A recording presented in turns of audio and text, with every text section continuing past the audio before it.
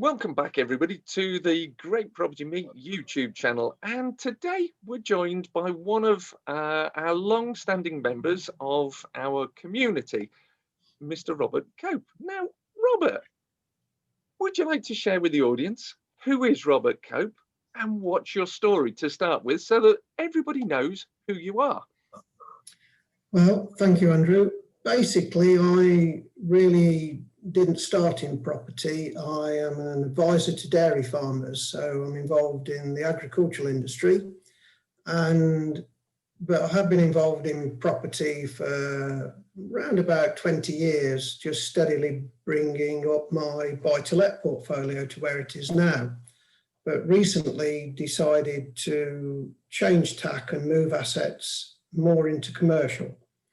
And yeah, we've also got a couple of furnished holiday lets on the go. Again, a movement from buy-to-let into there, but the accent is really moving towards commercial. And very recently, I completed on a property. It's taken me about a year of learning and understanding and taking advice and looking for the right place.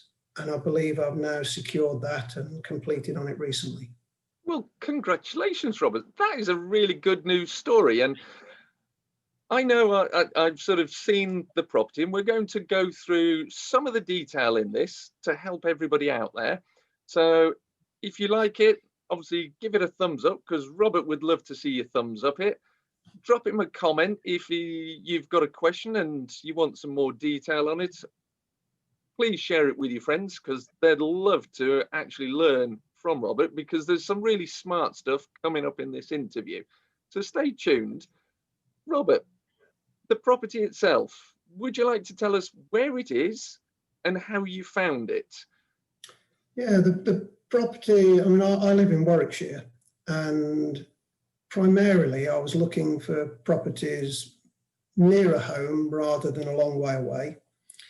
That doesn't say I won't go for properties further away if they're the right ones, but I just felt it was easier to look more local where I know the area. And this property has actually got the same postcode, Charlie Victor 7, as where I live. And I actually found the property because I got in touch with commercial agents to see if they would have anything that would suit me. And I emailed quite a few commercial agents. I didn't just email the office, I tried to find out their personal emails, although they were work emails, because it would go direct to them rather than just go to the office and then get lost in everything else that's going on. And I did get quite a bit of rubbish come back at first that they couldn't sell. So I rang everyone that I'd emailed and told them what I was looking for and tried to get a bit of rapport, because during COVID, I couldn't really go out and see them. Quite a few engaged very well, but still tended to send the wrong properties. And I actually narrowed down on one agent who, he seemed keener to do something, and he was asking a lot of questions about what I was after. And I went through it, and then I said, to make it easier for you to understand, why don't you send me a fair ream of properties that you think may fit? And then they weren't all from him, they were from other agents as well, because he's a commercial agent in his own right. But I said, send me loads of properties and I will send them back to you with my notes of why they're good or bad, what I like and what I don't like. So we did that, and he came up with a property in Solihull in the town centre. I actually met him there. We had a look around the property, but I really felt, being in the town, it was more of a development opportunity, and it would have involved putting another floor on, which you could have done under the new PD rights. But as it was a town centre and pedestrianised, I felt it was a bit cumbersome, a lot of interest in it, this property hadn't actually come on the market. A lot of these properties that the agents put forward are offered to their preferred buyers that regularly buy, and they don't always hit the market, only if it doesn't sell to preferred buyers. I think that's an important point there that people often miss. They'll go on Rightmove and Zoopla and look for stuff, but often stuff is brought to market and sold without even going on portals or without even being advertised. And you make a very valid point about building the relationship with the agent, telling him what worked for you and what didn't, and then starting to narrow that list down. So sorry for interrupting there, Robert, but I thought that was a really good, smart point that you've picked out there. Yeah, and but that one didn't fit. So I asked him to keep sending, which he did. And then he sent me an email through with the property that I eventually bought and saying, how does this one fit? It isn't on the market, it's through joint agents, but it's going to a list of preferred buyers. And again, if they don't buy, it'll go on the market. Well, this attracted me straight away because it fit my criteria much more closely than the other one. And it's on the edge of Solihull. It's in a parade of shops, no vacancies at all in the shops. It's a reasonably affluent area and a mix of tenants and a very tidy looking property. It was well maintained inside and out, and the whole area is tidy. There may be money in buying in a less desirable area, but my needs are probably to have something aesthetically more pleasing as well as profitable. Well, that's really good analysis of the area that you spotted there. There was no vacancies, which means, assumedly, if something did come vacant in what you bought, there's probably pent-up demand to refill that. Now, you mentioned that this was on the market with joint agents, but it was going to a select list of preferred buyers. So why was it on with joint agents? Was there a motivation behind the seller to have two agents behind this? From what I could gather, they thought that if they had joint agents, that it would broaden the number of people they would be sending it to without putting it to the market. Okay. And did the seller have any motivation in terms of why they were exiting? Obviously, yeah. We're looking at this. You were looking at the property in 2020. Lockdown 1.0 had ended, but we were still in a sort of transition period. So what was their motivation? Had they lost faith in the market? No, what had happened, Andrew, was the property had been left to them by their father, I believe, and I believe their main idea was to dispose of quickly. It wasn't something that they wanted. That actually led into the way I looked at purchasing it and the approach I made because of the vendor's desire to have a definitive sale with no backing out at the last minute. That came over loud and clear. And I also think that's why they didn't put it straight onto the open market, that they were trusting the agents to select the people that would go through with the deal. This is a reoccurring theme throughout what we'll be talking about, that actually, I believe, realising that situation helped me to buy it and Absolutely. put me in the driver's seat.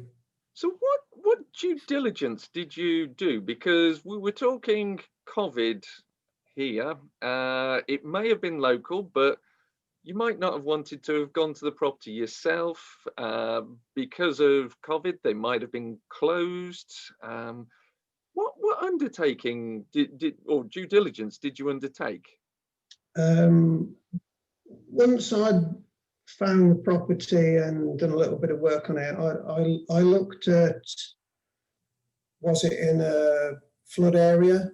Was it in a conservation area? And it was no, it isn't listed. I looked at the population in the area for footfall. There was sufficient there to do that. I looked at average residential values so that you have a guide on the affluence of the area and demand. And I actually couldn't make the first viewing that they were organising because I was away working with my business. But I organised a third-party company viewer to do a viewing and video and report for me. And I did go and view it again after that. I'd already seen it outside because you can drive and have a look. In that time, there was a loosening of the restrictions. So, and I even, I got my solicitor who does work for me on commercial. I paid for him to go through the legal pack even before I'd even made an offer. So I'd actually invested in that. And the other thing I did with due diligence is once I'd got so far down the route of thinking it was an opportunity, if you'll remember this, but I got in touch with you and said, I'm looking at this, Andrew. This is something that I find quite interesting. What do you think? Can you see any problems? Is there anything I would need to check on this? So, yeah, having that backup is quite important to be able to move forward. I also had a background check on the tenants so that you know what status they are, and went into the shop that was there and spoke to the people there so that I gauged how much business they were doing, which was very good, and just got a general feel really and look around the property. So it was just as you do normally, but probably a little bit more in depth to try and find out as much as I could about the viability of the business and the quality of the property. Now, I mean, you've done a significant amount of due diligence there, and I know we chatted at length on this last year in the due diligence process. And one of the important things that you just raised there is you undertook due diligence on the commercial tenants in the building. Now, the reason that's important is the commercial tenants are actually the people that you're underwriting on this, or your lender, if you bring in external finance, are underwriting. So that was a key point. Now, moving us on from the due diligence stage, you said there was a list of preferred bidders. Was this a sealed bid process? And if it was sealed bids, how did you make sure that you could outflank the other bidders? Because I understand from our conversation, you weren't the highest bidder. No, what they wanted, there was quite a bit of interest from the select people that they'd chosen. And they, because of the interest, they decided to go for written bids with a deadline. And it again impressed on me when I saw the conditions that the vendors were asking, that all the things in there were about due diligence, were about proof of funds, about any obstacles. All the things in there just pointed out that this was, they wanted a definitive sale. They even asked for a bond of £3,000 in case the buyer pulled out for no good reason. If they just changed their mind, they would lose that money going towards the legal fees of the vendor. When I first saw that, my immediate reaction was, this is a bit cheeky. And I did think about asking them to put 10,000 in, and I would, and then we'd put a final date in, and whoever held it up would lose the 10K to sort of push my point that I was going to go through with it. And then I thought to myself, all I'm doing there is massaging my ego. Will that help me buy it? No, it may even alienate them. So I decided, don't be aggressive, don't get out of line, just go along with it. And again, remove the obstacle to achieving the end result. So it was really about that. And the things that are listed in there, I'd already done the legal pack, so we could say that we've inspected that. I was happy doing my own survey on the property. I'm not a surveyor, but I understand the property, and I had a good look around the property. A surveyor will only tell you that you've got to get an electrician in, a plumber, a damp and timber man or whatever. And so they don't really give you a lot of confidence. So I could see there's no subsidence or anything like that.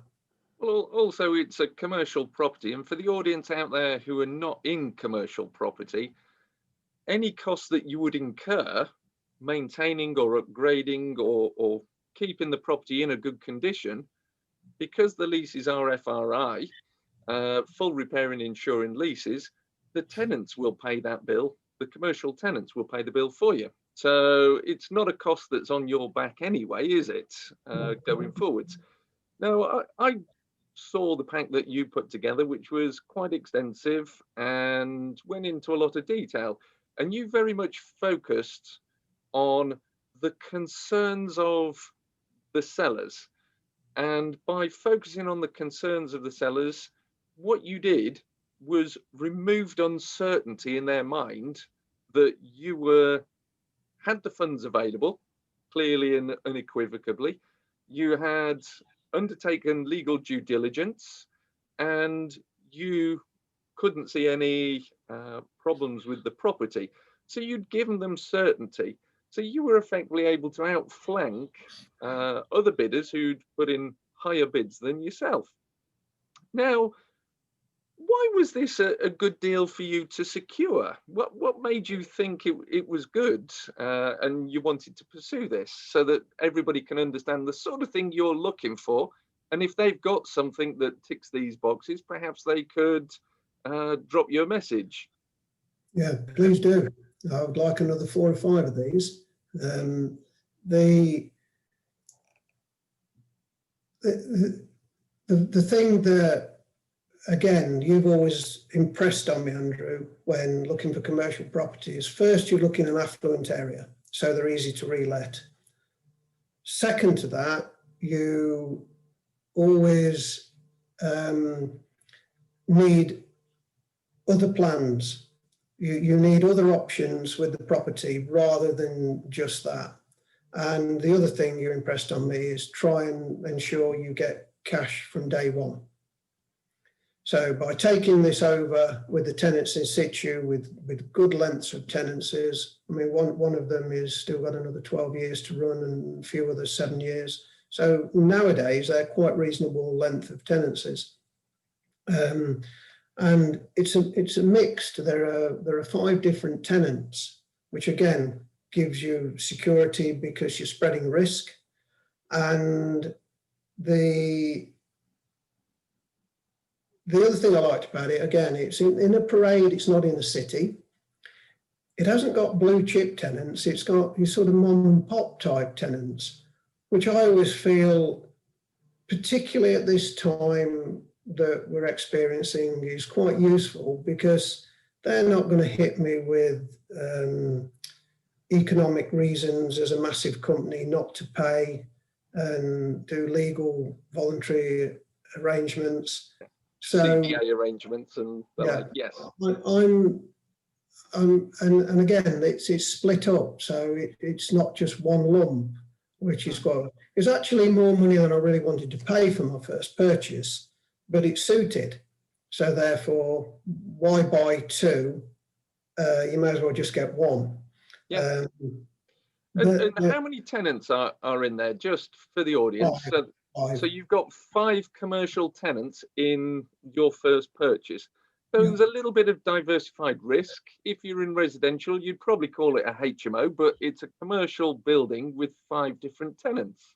Yeah. Yeah. Okay. And I think the tenants are fairly Amazon proof, because there's hairdressers and beauty treatment, that's 2.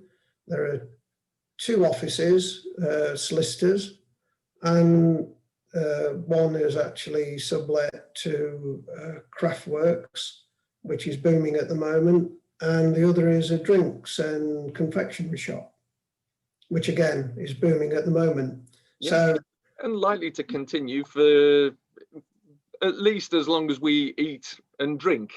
yeah, I mean, sure, you can buy wine and things from Amazon, but most people who want some alcohol or wine with a meal are going to drive to the place because they decide they want some wine or a bottle of special gin and buy it on the spot. They're not going to usually buy something like that online and have it delivered, a bottle of something. It's rare, isn't it? So it was a good, and the yield, it interested me, because with all my costs, with paying, I paid the agent to source it, which I consider money well spent. I had legal fees, stamp duty, and with all that added in to the purchase price, and the purchase price, or the bid I put in, was not a level figure. It was an odd figure, and it made up the total figure that I was prepared to pay and cost to give me the return I wanted, which was 7.5%. Now, with commercial property, just for the audience to help them understand, if this was residential and it was 7.5% yield, you would then take off all of your costs. But with commercial, 7.5% yield, that is your net and gross figure, because the tenants pay the insurance, the tenants pay the repairs, the tenants cover all of your costs. So that's a really good figure to have cash in the bank when you compare to what you will get if you were putting it in on deposit. Now, one of the other things I always impress on you is about having a plan A, B, C with any property. Now, this is fully let, which is great because it's cash flowing from day one, golden rule. Did you work up any plans A, B, and C for this? Yeah, the property has to have other options. If this would have been a standalone at 7.5%, I wouldn't have bothered. I like to have other options, as you've always impressed on me, Andrew. And the beauty with this is plan A is just to re-let, because I think you could re-let it if you lose a tenant. Plan B is the first floor were originally that one's an office and one is a treatment business, beauty treatment. They used to be flats. They were both 2-bed flats, and they still have a bathroom, still have a kitchen. The only difference from when they were flats is they've taken the furniture out and put office furniture and treatment beds in. To convert those back, if I needed to, would be so cheap. And the residential value in the area is 2.5 times the commercial amount I paid. So there would be an immediate uplift if I needed to. There is also lapsed planning on a 2-bed flat above the drinks shop. The fact that passed would mean that it would be very easy to get that again. So that would be another option. The offices could easily be converted into residential, and there are 2 offices. And also under the new Class E, because the property is on a corner and butts against very high quality housing in the area, big plots with big houses, that means that even the downstairs under Class E could be converted into residential. And as it's the end of the run, it's not as though you're doing it right in the middle. And the final thing is there's a steep pitch on the roof. So you wouldn't even need planning to put dormers in. I think that's correct, isn't it? Yeah. And then, Well, for dormers you would, but for Velux windows you wouldn't. yeah. So it would be fairly easy to do that if you wanted to convert there. I'm not looking to do any of that, but it's always there if I need to in the future. One of the other things I should have mentioned, was that 8 miles away will be the new HS2 hub at Birmingham. And there's going to be a brand new massive area with building, hotels, houses, all around that hub. It's called Arden Park. And the fallback from that will just ripple out into a surrounding area, because wherever there's a transport hub, anywhere near it always gains.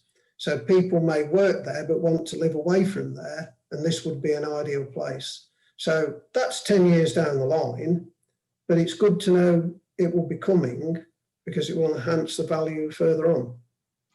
Well, I think that's a really great analysis of why you bought this. I mean, you've taken the pressure off yourself when there's a rent review, because when there's a rent review on commercial, it's upwards only.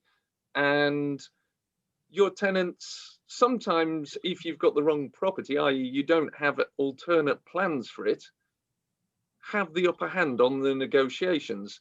You've actually got a way of increasing the value by 2.5 times by converting that, say, back to flats.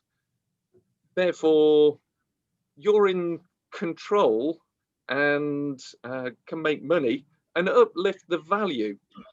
You've also got the permitted development rights that you very correctly referred to, both for the Class E, enabling different demographics of tenants to move in and out, but also the proposed Class E PD rights from 31st July 2021.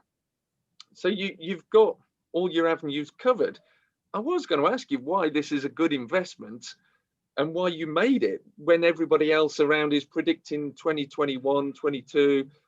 It's doom and gloom all around. We're not going to buy. We're holding back from the market. But I can see you'd got 4 or 5 different ways of uplifting the value, solid tenants, good covenants from those tenants as well included. So that's a really smart purchase, Robert. Now, the really nutty questions at the end here are, what have you learned through going through this process and purchasing this property that you could share with other people? I think one of the first things to do is to ensure you can find these properties, and they are out there, and it just helps with some assistance from people like other commercial agents, because if you're trawling through all the stuff that's there at auction or on Rightmove or whatever, or with commercial agents, everybody's seeing it. So if you can get close to someone that would put leads your way and find things for you, yes, you have to pay them, but it's insignificant to pay a commission to get the right properties put forward.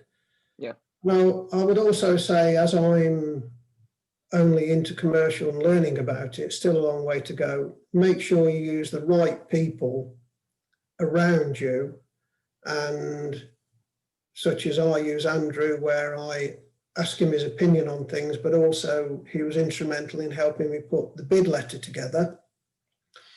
And without that, it wouldn't have been anywhere near as professional and as accurate and as important.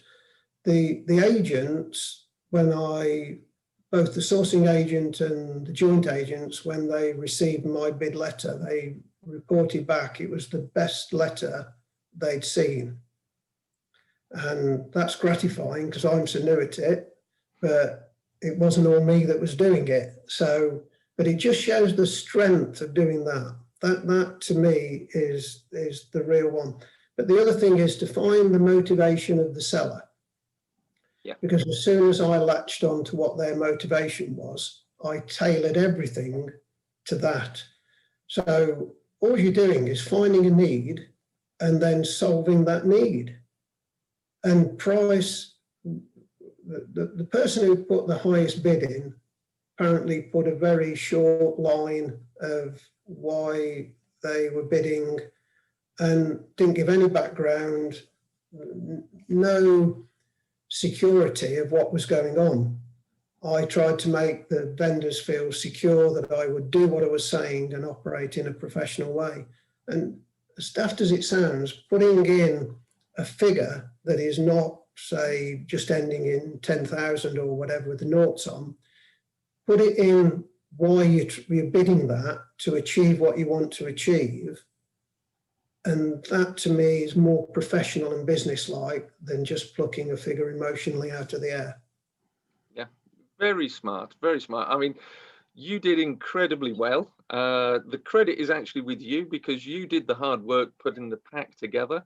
I just gave you some pointers and helped you review that. If you were doing this again, is there anything you would do different? Now, that's a tough one. I know it's always a tough one. What would you do different?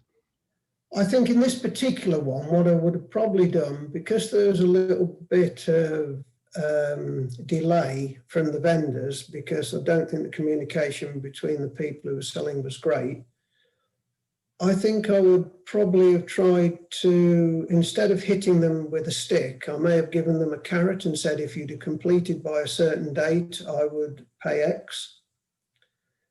Because every month that I went by that I wasn't completed was costing me money. So it would have been better to have put half a month's money as an incentive to complete 2 months earlier. Yeah. So maybe that. I don't know what else I'd do on this one, because I felt I'd done more or less what I could do. And I would stress that it's always best to have somebody that you can bounce things off and ask questions from and help you along the way. Because without that, I'm not so sure I would have got it, because I don't think the structure of the bid or everything else would have been quite as exact. Well, I think you've done a fantastic job, Robert, acquiring your first commercial deal, which I'll call it a commercial HMO purchase, because effectively with 5 commercial tenants in, it is a HMO in terms of diversified risk of reliant on income from one tenant alone. You've gone through an awful lot of steps. Yes, I did nudge you in the right direction on a couple of occasions, but you did phenomenally well with what you did. And you've got a cracker of a deal where, yes, it's yielding you 7.5% now. However, there is scope to add significant capital value to that in the future, and also take pressure off at rent negotiation points because of your smart analysis and smart choice of property. So very well done, Robert. I'm really proud of your achievement. And when we started this call earlier today, I said to you, I think I'll have to get a wider monitor because your smile was so big. And that is really great. That you're a very experienced investor. You've got a significant portfolio of single lets. You've got some serviced accommodation holiday lets. And I know you've gone through the process of a property incorporation as well, property business incorporation as well. So you've effectively been around the block a few times over the years, and this is a cracking deal. Well done, Robert. If you like what Robert's done, drop him a comment below, because I'm really pleased and I think he's done really well. Are there any parting words that you'd like to share with the audience, Robert? No, I'd just say that follow the golden rules that Andrew told me. Affluent area, lots of options rather than just a let, and cash from day one. If you can do that, then you won't go too far wrong. Absolutely, absolutely. Now, please give Robert that big thumbs up and drop him a comment. Hit the share button to share this with your friends, because you too could be getting great deals like Robert has just secured. And also, if you're not already, hit subscribe, because we've got more videos like this one coming out very shortly. Stay tuned. We'll see you soon. It's thank you very much from me. I'm Andrew Roberts. And thank you, Robert Cope, for joining us today, one of our long-term community members of the Great Property Meet. And it's been a pleasure supporting you and helping you chart this first commercial purchase. Well done. Thank you, Andrew.